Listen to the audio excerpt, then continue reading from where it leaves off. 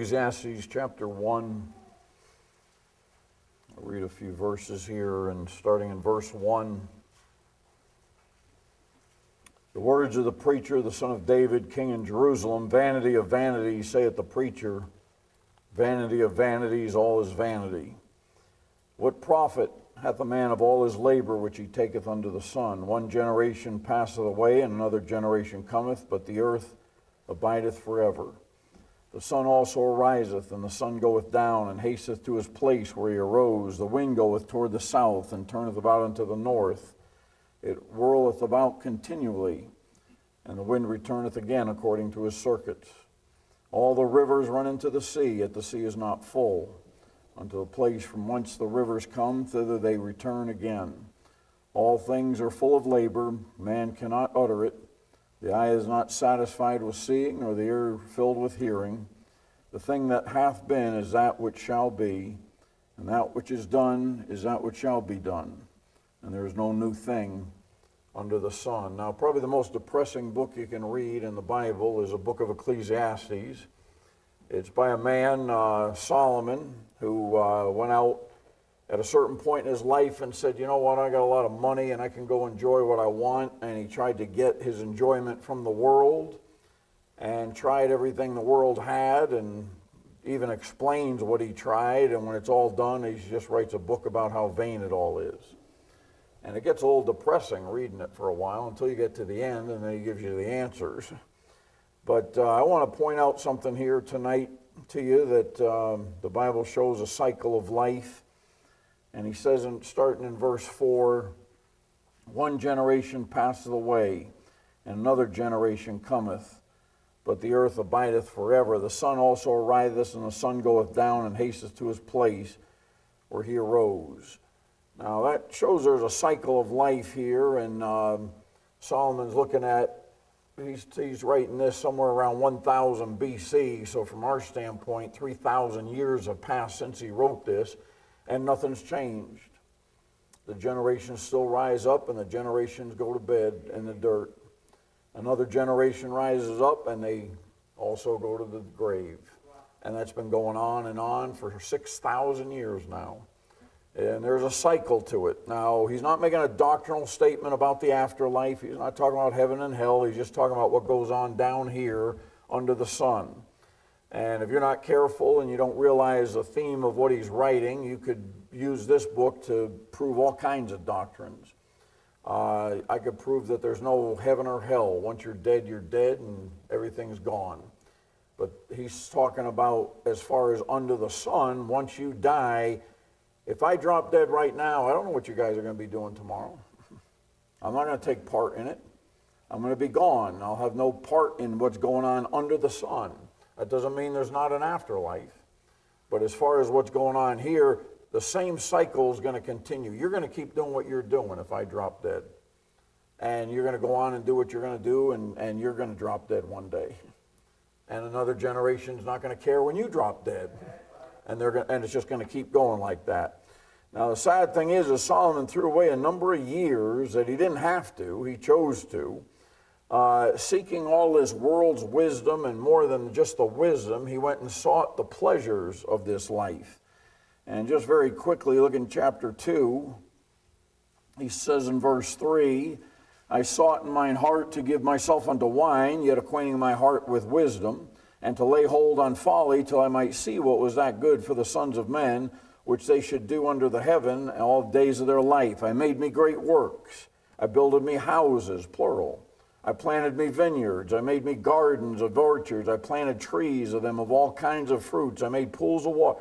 I mean, this guy had billions and billions of dollars and did whatever he wanted and really enjoyed life. You know, some people give a testimony and say, well, I tried all the world has to offer. No, you didn't. And I'm not telling you should. But you don't know what it's like to have billions at your expense and just try anything you want. When he wanted to hear the Rolling Stones, they came to him. He didn't go buy a ticket for them. He hired them to come play for him. And he did whatever he wanted. And when he was done, he said, why? I'm going to die just like the poor man, just like the fool. What's it all about? And that's why Solomon is never considered, you pick up any book on philosophy, he's never considered a great philosopher. Because he makes a grave error, he brings God into the equation. And when you start talking about God and you start talking about a judgment, you're written off in this world. You don't have much wisdom. You're pretty stupid. You can't bring God into the equation. So what do the philosophers do? They don't deal with things that matter. They don't even ask the right questions. They just mess around with stuff. You just mentioned Brother Riggs went to give a guy a tract. That poor guy, he said the whole thing's fake, it's made up. Jesus Christ is made up, judgment's made up. That poor guy is never going to look into anything important. He just wants to do what he wants to do. He just denies history to go and do what he wants to do, the poor kid. And he's going to follow people that are just as dumb and blind as he is.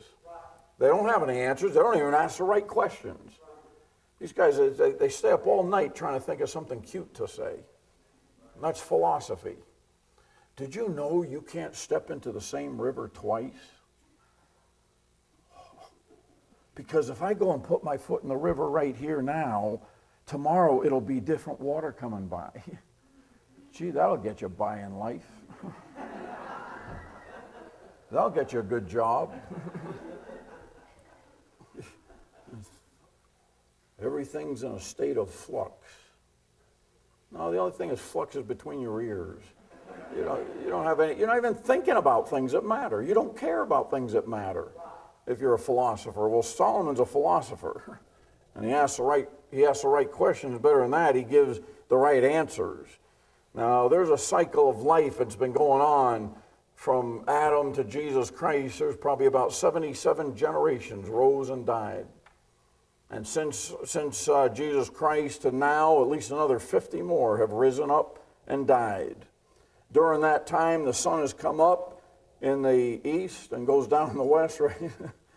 That's been done some 2,190,000 times. During that, it just keeps doing it. It's going to do it tomorrow morning. And that cycle is just getting repeated and repeated and repeated.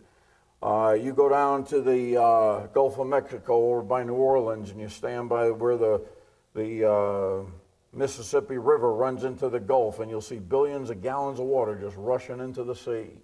It's been doing that nonstop, 24/7, on and on for years, and the Gulf of Mexico never gets filled up.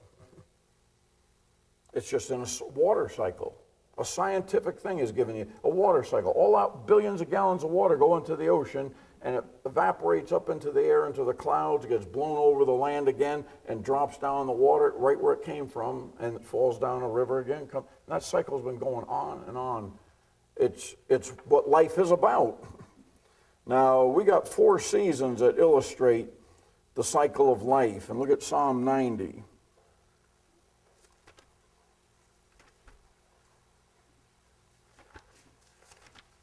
Psalm 90.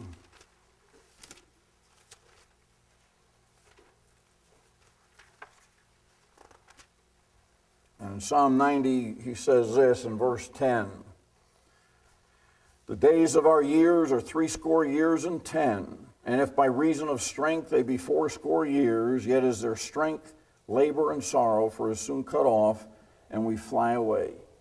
So there's 4 seasons in life, and if you're given the average of about 80 years of life, and you have no guarantee you're going to get that, then you have 4 seasons divided up into 20 years each. A springtime of 20 years, a summer of 20 years, a fall of 20 years, and a winter of 20 years. And that's what I want to give to you here real quickly. I want to be long here with you, but you got to realize life's a vapor. It just appears for a little while and then vanishes away, and those seasons are just like the cycle of the seasons have been repeating every year for 6,000 years. You're now in that cycle. And at some point of your life, right where you stand now, whatever age you are, you're in one of those 4 phases. But the thing is, you don't know that you have 80 years. If you're only given 60, then your cycle of each one is only 15 years. Some people only get 40. And that cycle of each one is only 10 years long. And so you ought to realize the importance of the cycle that you're in. And the first one, of course, is going to be springtime of your life. And in the springtime of your life, that's when you're born. And that goes, I'm going to use the average of 80 years. That's going to go from the birth to 20 years. And when you think about the first 20 years of your life and how fast they go, really the first 5 years you don't even know much about. Now, maybe you're not like me, but I hardly remember anything about between first year of life up to 5 years. I might remember one or two things, if that. And that's a good chunk. And then by really what I remember of life comes after 10 years old. So that means half of the first cycle of my life, springtime, I don't even remember. I mean, my mother told me some things I did when I was 8 years old. I don't remember that. It's gone. It just goes like that. That spring is a time when life blooms up and you're not thinking about dying. You're not thinking about anything important. What are you doing for the first 20 years of your life? Most of it, you're just trying to have fun. Most of it, you're not even planning ahead. You're not even really thinking, what do I want to do with my life? You're just, here's today, let me enjoy it.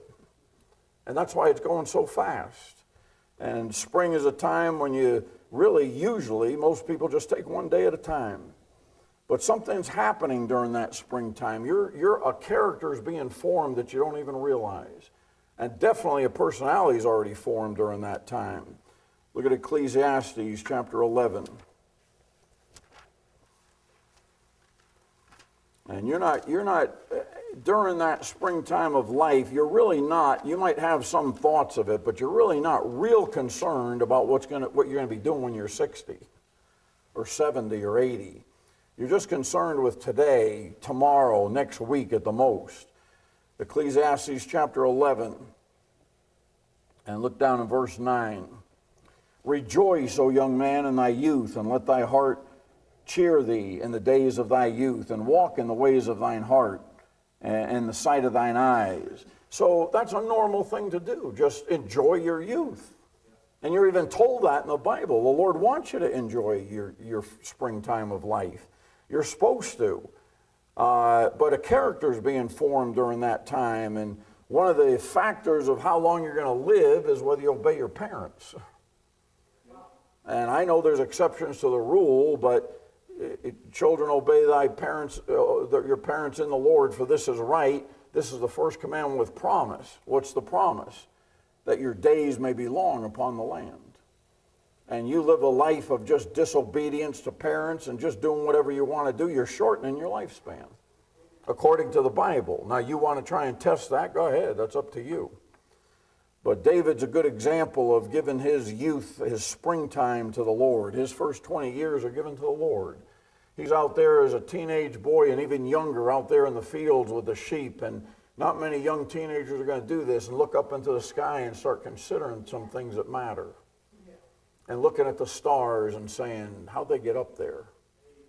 And watching the stars go across the night sky and saying, when I consider thy heavens, the work of thy fingers, the moon and the sun and the stars, what is man that thou art mindful of him, or the son of man? That's a 12-year-old, 14-year-old boy thinking like that. What is man that thou art mindful of him, and the son of man that thou visitest him? That's a character being formed as a young man. He's given his youth to the Lord, his springtimes to the Lord. And he's listening to the voice of the heavens talking to him. Would to God these people getting educated in public school system would do some of that thinking. The heavens declare the glory of God. You look up at the heavens, they don't say, bam, this just happened. They talk, but they don't say, once there was nothing and boom, we just came about from nothing. Infinite density and infinite heat and maybe 14 billion years. Just take any guess you want, and here we are, just accidentally, no plan to it. No, the heavens declare the glory of God, and the firmament showeth his handiwork. Day unto day there is speech, and night unto night showeth knowledge. There's no speech nor language where their voice is not heard. Their line is drawn through all the world, and the words to the end of the world. In them hath he set a tabernacle over the sun. That's a young man out there in the fields thinking those thoughts and getting those thoughts, and maybe not penning them till later, but he got those thoughts in the field in the springtime of his life. That young soul went after God as a hart panteth after the water brooks. That springtime of David's life was given over to the Lord. And he gave credit to the Lord for stuff. And that springtime of life, you ought to give it to the Lord from your birth to 20 years. And you ought to, David said one time he's going out there and he's going to go kill I almost said Goliath. And he's going out to kill that giant, and he says, hey, you know what I did one time? I killed a bear. You know what I did when I was young? I killed a lion. No, he says, the Lord delivered the paw of the lion into my hand and the bear. He gave credit to the Lord. You know what David did? He gave his springtime to the Lord. Another great example is Daniel. Daniel's taken from home and from his loved ones, and he purposed in his heart, he's given his youth to the Lord. He's given that springtime to the Lord. The Lord blessed him because he purposed in his heart. And because he purposed in his heart, the Lord let him see way out into the future and prophesy some great things that we're still trying to figure out today. Just a young man. What did he do? He entered a spiritual world and thought about it in his youth, in his teenage years, in his springtime. Just as the Bible believer can get away from all this garbage around him and enter into a spiritual world with this book and start thinking about things that matter. I mean, asking the right questions and finding the right answers from the pages of your King James Bible. I am so thankful for that book. The older I live, the more thankful I'm for that book. I was such an idiot. I mean, I'm pretty stupid now, but you ought to see me when I was 14, 15, 16. I had a Vietnam War in front of me. I didn't even think about it. I just thought about me and what I wanted to do and the party that was coming up and the basketball game that was coming up. Nothing important. They didn't even enter my mind. I was a blank. I didn't read books. I just played. I just tried to have fun. And you know what happened? I got saved. And the Lord gave me a book. I'm so thankful for that book. You know, there's still Christians today, and they watch the news, and what do they see? My constitutional rights are being taken away. I don't see that. That's Biden. He's not as good as Trump. I don't see that. You know what I see? I see the Lord. I see the Lord's hand. That's a lot better than seeing Biden. I don't even worry about who's in the White House. I don't care who's in the White House. I see the Lord's hand. He's given me light. I can think about stuff that matters. And this may offend some of you, I am not even worried what Biden's going to do. The Lord's going to do something with that jerk. Just like he did the one with the last jerk. The Lord did some things. Anyway, I'm not going to go into that thing. What do I see? I see principalities and powers and rulers of the darkness of this world. I don't care about the U.S. Constitution. I don't care about the politics. I want to know what the Lord's doing. I want to see what the Lord's doing. And he'll do it through the White House, and he'll do it through those dumb congressmen and women. But it's the Lord. The Christian in his springtime, you have a great advantage if you're a young person and you have a Bible. I didn't. I walked through some dark days without even knowing. I didn't know what was up and what was down. I had no Bible. I had no truth. And having truth, you have a chance to enjoy this springtime of your life, and you can lay up some treasures for some future time. Now, you know what happens after springtime? Here comes summer. In the summertime, that second cycle of life goes from about 20 years to 40 years old. And that's the strength. Summertime isn't just a little seedling coming out of the dirt and a little frail thing. It's something that's strong now. It's mature. It's gotten older. That's the strength of life, the summertime, that cycle of your life. That's when you ought to be learning some things by experience, learning some things by books, and especially this book, and getting some wisdom, and using your strength for the Lord. You know, Solomon was approached by the Lord when he was only 20 years old. And the Lord said, hey, I'll give you whatever you want. What do you want?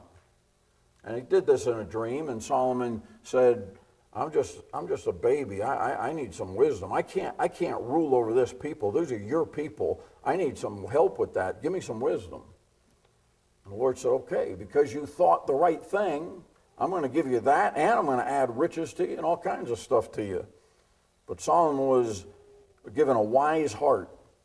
And during those 20 years, from 20 to who knows how long, maybe only to 30, he grew into a great man. Look at 1 Kings. 1 Kings chapter 9.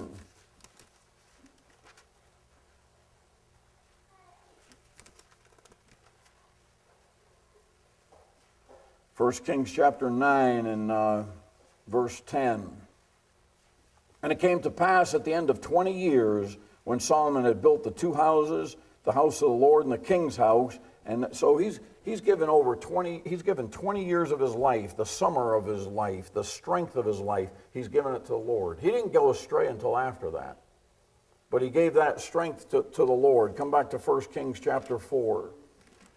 And he grew and matured in the summertime of his life. And in 1 Kings chapter 4 and verse 30, the Bible says Solomon's wisdom excelled the wisdom of all the children of the east country, and all the wisdom of Egypt, for he was wiser than all men, than Ethan of the Ezrahite, and Heman, and Calcol, and Darda, the sons of Maol, and his fame was in all nations round about. And he spake 3,000 proverbs, and his songs were 1,005. He spake of trees. He didn't just speak about them, he had to learn to be able to speak. Before you start speaking about trees, you're going to have to study them.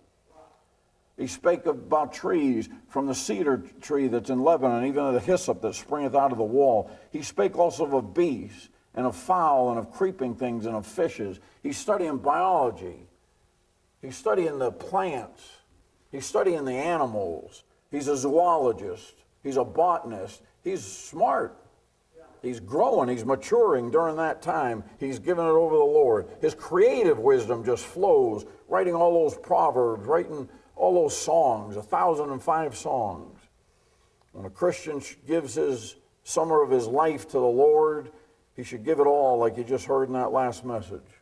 Give it to the Lord. Paul tells Christian men, quit you like men, be strong. Don't just fold. Go till you can't go any further. Fight. And give that summer over to the Lord. You give it over to sin, you're going to pay for it later. And every time you give up to some sin, you're just weakening yourself. And you may not feel it right off the bat. And it may not affect you till much later. But it's going to affect you. The Lord ought to get the summertime of your life. That cycle ought to be good. That's your strength. Too many Christians spend the strength of their life on themselves, and then they're just weak and older when they decide, hey, I better start doing something. And it's too late. The Lord should get the best of your strength. Are you giving the Lord your strength? Are you giving him your summer? Now the third cycle is the cycle of fall, and that follows the summertime, and that would be from about 40 to 60 years old. And fall is starting to show you something starting to die. It's not in its maturity and strength. Now it's starting to fade. And the leaves turn from green to different colors. And fall is a time for the fruit to come to be gathered, and a reaping of some good things. And if you give your springtime to the Lord, you give your summertime to the Lord, then when it comes fall, you're going to get a great crop come in. And you'll be able to gather some things that you're going to be able to show at the judgment seat of Christ. Now Solomon didn't give that fall to the Lord. He decided, I'm going to go get me great works and gardens and do this and that and just try wine and just enjoy myself. And he lost out. Lost out on a lot of rewards. He lived for himself. And instead of gathering a great harvest, he had to gather a rotten crop. And he ate it. And you will too if you don't give it to the Lord. Solomon said, I'm going to try the pleasures of sin for a season. And he did. And that's what I like about the Bible. The Bible gives you both sides of the coin. It says, if you do this, here's how it comes out. You want to go live for the pleasures of sin for a season? All right, here's a crop that comes in from it. And you'll reap it. Solomon allowed his lust for many strange women to turn away his heart, and when you read it, you can't hardly believe it. The wisest man on the earth, the Lord appeared to him in a dream, gave him the wisest brain around, and he started worshiping other gods. Why? Just because he went with the lust of his flesh. And we won't even turn to it for the sake of time, but he just turned from the Lord. And the book of Ecclesiastes explains how Solomon, through all that, we're just reading in chapter 2, I accumulated wealth. I got me vineyards. I got me this. See, I got me. I did what I wanted to do. And he threw away that fall of his life. And despite the warning, Solomon continued until he was sitting there and saying, this doesn't taste like I thought it would. When I started out, this looked like a good deal, and I thought it was going to be something I enjoyed, but now that I got all this stuff, here it is all piled up. It doesn't taste like it should. It tasted better when I was younger, and now it tastes like gravel in my mouth. And the adder bit him, the adder of sin. And rather than reaping a fruitful and happy fall season, the Lord said, Solomon, come here. Time to split up the kingdom. You're going to divide it because of your sin. You're going to foul it up now. And instead of Israel being stronger and stronger, you led them into decay, and now all in the north, they're just going to go complete idolatry. And your own son's going to be a fool. And Rehoboam rose up, and he went to the old men. They said, here's what you should do. And he went to his buddies, his peers, and they said, here's what you should do. And he said, I like that better. And he fouled the whole thing up. That's Solomon's reaping. He pushed the mercy and long-suffering of the Lord till the kingdom fell apart. And pretty soon, by the end of those 20 years, the Lord's rising up an enemy over here to attack him from down here south in Egypt. He's rising another enemy up here from across the Jordan River, and they're coming after him. It's time to reap what you sowed. We saw Joshua last night and looked at some of the things he did. You know what Joshua did? He gave his strength to the Lord. He gave his summertime to the Lord. You know what he did in the fall? He went in there and he took that whole land. And he defeated king after king after king. And he stood up as a great example that I presented to you last night. And you know what he did? He just got constant help from the Lord, and he got to reap a great crop. Now, you know what follows fall is come wintertime. Wintertime, you go from 60 to 80 years. If you get that, that's the cycle of life. Look at Ecclesiastes chapter 12.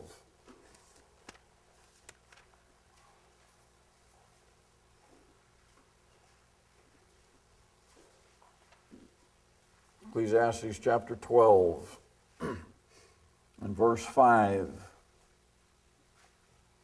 Also, when they shall be afraid of that which is high, and fear shall be in the way, and the almond tree shall flourish, and the grasshopper shall be a burden, and desire shall fail, because man goeth to his long home. And the mourners go about the streets, or ever the silver cord be loose, or the golden bowl be broken, or the pitcher be broken at the fountain, or the wheel broken at the cistern. Then shall the dust return to the earth as it was, and the spirit shall return unto God who gave it. That's the winter of life. The physical body starts to slow down, starts to break down. A lot of cases starts to crook over and start looking at its home. That's where your body's home is going, into the dust, or where it came from. And man starts to, if God's real merciful to you and you're over 60 years old and you still can walk around and get around good, you ought to thank God for it. But you notice you can't do what you used to do. You try and kid yourself, but those stairs won't kid you. And you try and run and you won't run. And you'll try and jump and you won't jump. I try and play with my little grandson and granddaughter, and I messing around with them, and I tried to jump over a thing that was probably only as high as this thing right here. I mean, I was standing there with it. Watch this, Joshua, Josiah. And I went to jump, and I barely made it over something that high. That's pitiful. I used to play basketball. I can't even jump anymore. You know what happens? You slow down. It's wintertime. Man goes to his long home. The body begins to crook over. the strength and stamina is lost. You do something for a few seconds and you find yourself huffing and puffing. You're slowing down. That's the cycle of life. You can't beat that. You might prolong it a little, but you can't beat it. You will not win that battle. What do? You better give these over to the Lord. You get in your old life, your last cycle of life in the wintertime, you don't want to be looking back and saying, oh, if only. Oh, I wish. Oh, I'm so sorry. Oh, how I regret. Too late. You can't give them your springtime now. You're in winter. You can't give them your strength of the summer. You're in winter. You can't give them the fall where you show them a good crop to bring forth to them at the judgment seat. You're in wintertime now. It's over. And if you don't give them those other cycles, you're not all of a sudden going to find a great crop coming in. In 2 Samuel chapter 19, we have a man there, and David's going back over the Jordan River, and he's going to cross back over. And he had a man that helped him when he was running from his son who was trying to kill him, Absalom. And that old man was 80 years old at the time David was crossing over the Jordan to run from his son, and Barzillai helped him out. And on the way back, David said, listen, you helped me out. Now my son is dead, and I'm going back to the kingdom. Why don't you come and enjoy the palace with me? You know what he said? I'm too old to taste the food or the drink now. I can't even hear the music anymore. And I'm just too old for it. I've already given my life to the Lord. I'm happy where I am. You know what? Take my servant Chimham. Let him go over with you. I've prepped this man on how to live. Why don't you take him and let him enjoy the life living for the Lord?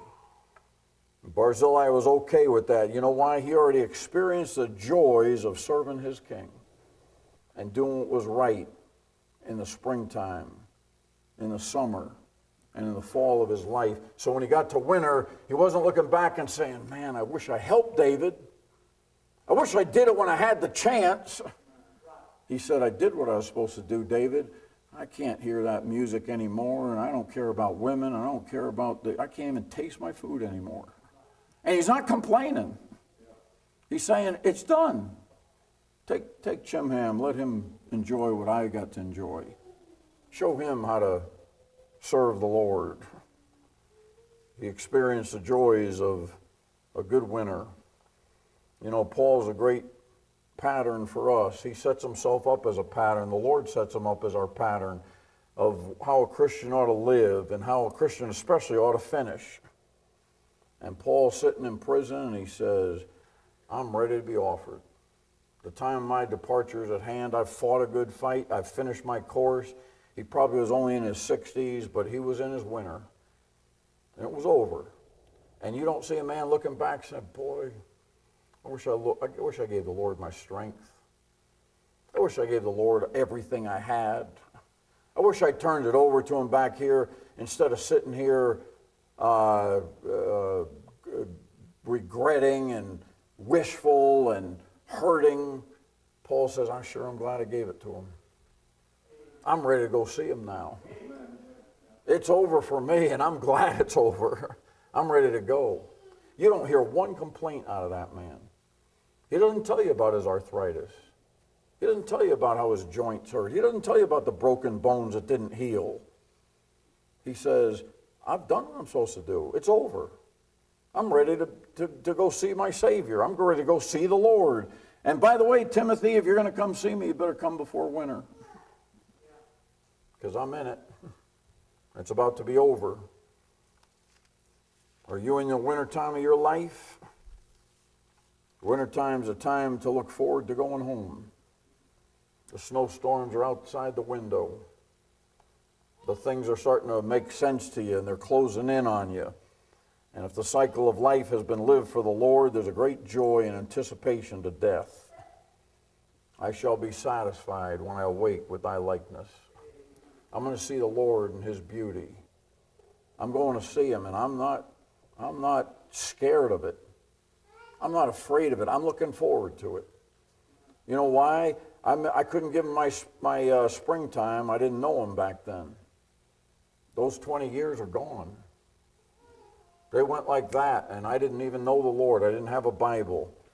But I'll tell you this, he got my summer, and I'm glad I gave it to him.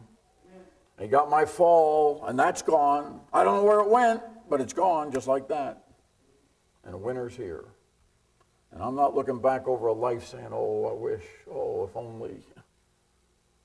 And you just heard a good message about wanting to be a blessing. And you know what you better do? You better learn how to be a blessing. Or you're going to die alone, regretful, sorry. And I mean saved. And saved die like that all the time. They just give the springtime to themselves. They give the summer to themselves. They live the fall for themselves. And then winter comes, oh my God. There's no friends. There's no help. I just sat with a poor old widow woman. She kept complaining how nobody would help her. Her neighbors wouldn't help her. Her husband died, and her husband had a written note in his notes. He came to our church years ago, and I hadn't seen him in maybe 15 years. I forgot about him. He was long gone. I made a visit with him one time and never heard from him again. He had something written out for his wife, how he took care of the checkbook and the savings and the pension that was coming in, and because he just took care of his wife the whole time. And he had a written thing in there, and it said, when I die, I want Brian Donovan to preach my funeral. And so she called me, and I went to go see her, and I started listening to this stuff, and I said, well, don't you have some sisters, some kids? My daughter won't talk to me. She's trying to steal my money. What about your relatives? You got to have some relatives. I got a sister-in-law, but she's the one that tried to kill my husband. I said, man, what a life this woman has. And everybody and anybody I brought up, nobody was there for her. You know, something starts to add up when your story goes like that. The problem isn't out there. The problem's here. I was going out to my car one time. I did everything I could for the woman. I spent some time with her and tried to help her out with some things. I preached a funeral for that guy. I was going out to my car from her house, and the nurse ran out, the nurse that was sitting with her, and the nurse ran out and said, I don't know how much longer I can do this. I can't take it with this woman. She's accusing me of stuff now, and I'm just trying to be there. I'm being paid to help her and sit with her, and now I'm getting accused of stuff. I said, well, I don't know what to tell you. And I started to drive down the road, and one house down, a lady came out from across the street, and she says, is Mrs. So-and-so all right? And I said, well, yeah, she's alone now.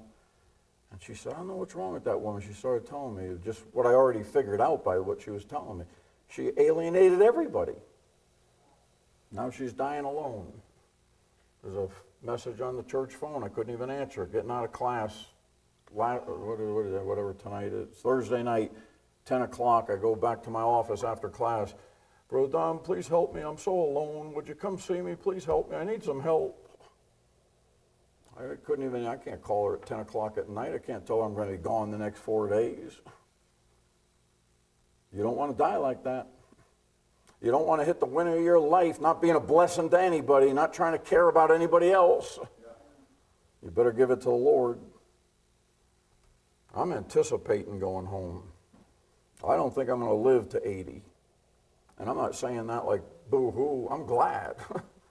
I'm ready.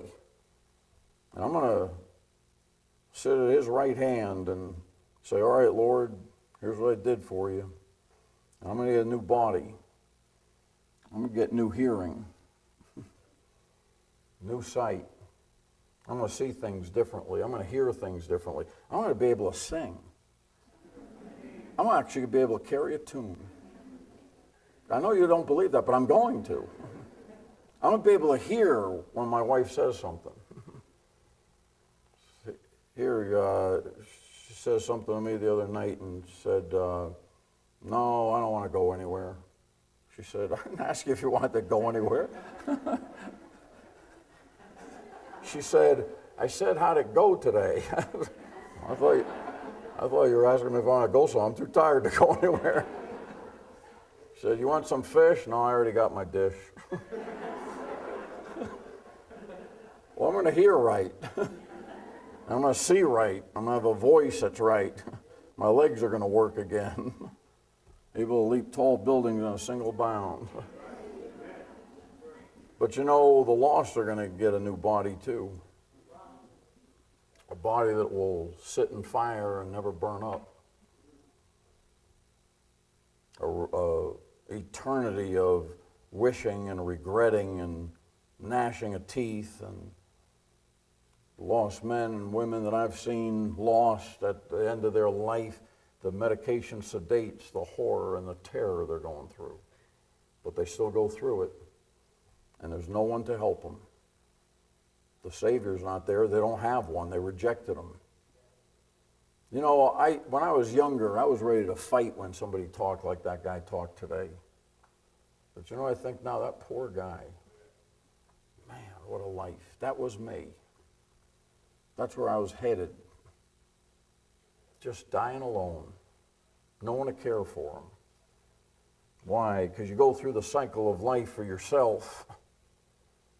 When you get to the winter of life, finishing your cycle of each generation, it's all the same thing.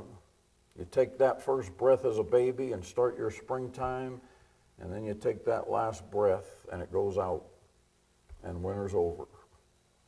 And you step out into eternity, and your soul goes somewhere forever. And that's the end of your chance to partake of anything that's going on under that cycle of the sun. You will no more work for Christ. You will no more have a chance to be a blessing. You will never again get a chance to help somebody in their life and be a blessing to them. Nor will you be able to do any more for the Lord. Your time to work will be over. I know, especially with these young people in front of me, I can't convince you that life is fast, that it's a vapor, that it's before you know it. I know it's not going to. I know it's going to fall on deaf ears, because when I was your age, it fall on deaf ears too. 60 is so far out there. That's ridiculous. You're such an old person at 60. That is so far from my mind, I don't even want to hear it. And there it is. I'm seeing a little clipping in an old newspaper, in a paper, and it says, 50 years ago, Brian Donovan scored so many points for Bunnell High School. 50 years ago? That's possible? Where's 50 years ago? Like that. I see a bunch of young people standing up here singing, I love the Lord. I'm going to serve him till I die. No, most of you aren't. I'm not saying that to discourage you. I'm just giving you a fact. Over 50% of you, the majority of you won't. You will for a while, because you were brought up right, but most of you are going to quit. Most of you are going to turn back, and like Solomon, I want to build me some houses. I want to do this. I want to get some vineyards. I want to enjoy life. And you're going to live it for yourself. And maybe, most likely, I should say, the Lord's going to have mercy and give you warnings, and maybe some of you, a very small minority, might come back. But you'll come back with regrets. Like Solomon. Solomon came back with regrets, and he said, the fall of my life ain't what it was supposed to have been. It's vanity. I'm looking at all this stuff that I had, and what good is it? How am I going to die? Just like the beggar. What's my crop going to be? Just like everybody else. Because I live like just everybody else. I live for myself. How's your cycle going to end? What cycle are you in right now? Are you in the winter time? How'd you live the cycles before it? Are you in the fall? Are you enjoying bringing forth a crop that said, Lord, I can't wait to show you what I did for you. I want to please you with some things. And I want at the judgment seat, I want to see some, a bunch of stuff's going to burn up, but I want to see some jewels in there. I want to see some gold and silver and just pick them up and say, Lord, this is what I thought of you. This is how good you were to me, so I did this for you. Or are you going to be sifting through ashes, hoping you can find a little fleck of gold somewhere? We were up in Alaska not too long ago, and they showed us how you pan for gold, and they give you this little bag, probably like that big, a bag of sand, and you put in this pan, and you get all the water in it, and you keep looking, all the sand's going slowly, and it's going slowly, and finally, right near the end, you see these little flecks of gold. And I thought of the judgment seat when we were doing that. And how many Christians are going to have 20, 30, 40, 50, 60 years that the Lord had mercy on them, saved them young, and gave them 50, 60 years after they were saved to do something for them, and at the judgment seat he's going to say, all right, let's put it in the fire. You can go through there and, oh, please have something in there. Please don't have it all wood and hay and stubble that just burns up. Please don't tell me I lived all of my springtime, all of my summer, and all of my fall and my winter for myself. How's it going with you? It's time to wake up to the brevity of life, to how close you are to the end. And if the Lord comes back, and he's coming back, your cycle's over. Even if you're 16, even if you're only 40, even if you're only 60, it's up. It's over. And now it's time to give account. I hope this doesn't sound depressing to you. If it does, it means you ain't living right. If the cycle of life, the sun gets up in the morning and goes down at night and it keeps going back and around and it's a cycle, if that sounds depressing to you, you're not walking with the Lord. You're not trying to be a blessing to anybody. You're just trying to live for yourself. And you're like Solomon, regretting that you lived it for yourself. Let's bow our heads. And Brother Wilson, you come. Father, thank you for the message we heard already tonight.